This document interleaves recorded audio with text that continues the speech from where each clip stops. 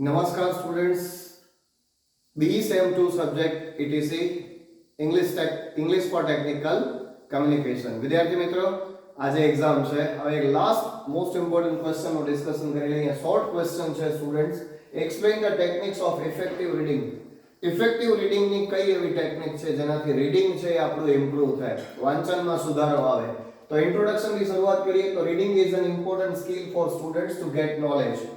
Reading છે ને એવી મહત્વનું કૌશલ્ય છે કે વિદ્યાર્થીઓને જ્ઞાન મેળવવા માટે ઉપયોગી છે એન્ડ ઇમ્પ્રૂવ લેંગ્વેજ એબિલિટી, અને એનાથી એની લેંગ્વેજ એબિલિટી છે, ભાષાની જે સક્ષમતા છે એ સુધરે છે.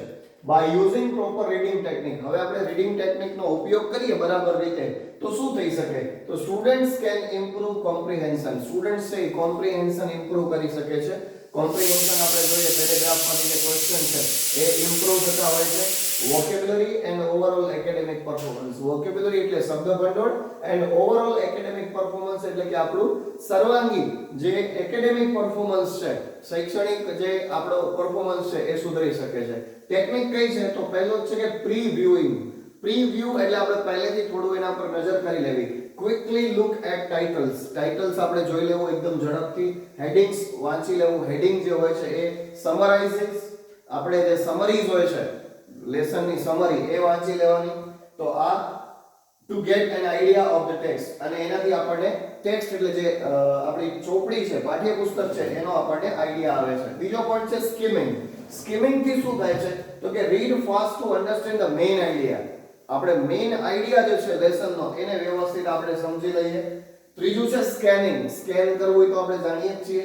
તો લુક ફોર સ્પેસિફિક ઇન્ફોર્મેશન. ચોક્કસ પ્રકારની માહિતી ઉપર આપણે ધ્યાન આપવાનું, નજર રાખવાની, જેમ કે ડેટ, નેમ ઓર કીવર્ડ્સ. આટલું આપણે ખાસ વાંચી લેવાનું. ફોર્થ પોઈન્ટ છે એક્ટિવ રીડિંગ. એનાથી શું થાય? તો કે ask questions, underline important points and make notes. આ બહુ મહત્વની વાત છે. આપણે એક્ટિવ રીડિંગ કોને કહેવાય? તો આપણે પ્રશ્નો પૂછીએ, અંડરલાઇન કરીએ ઇમ્પોર્ટન્ટ પોઈન્ટ ઉપર અને નોટ્સ બનાવીએ. પાંચમો પોઈન્ટ છે વોકેબ્યુલરી બિલ્ડિંગ. વોકેબ્યુલરી બિલ્ડિંગ થી આપણું શબ્દ ભંડોળ છે એ એકદમ સમૃદ્ધ બને છે.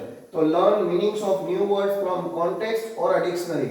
નવા નવા શબ્દો આપણે જોવાના છે, વાંચવાના છે. કોન્ટેક્સ્ટ એટલે સંદર્ભમાંથી અથવા તો ડિક્શનરીમાંથી.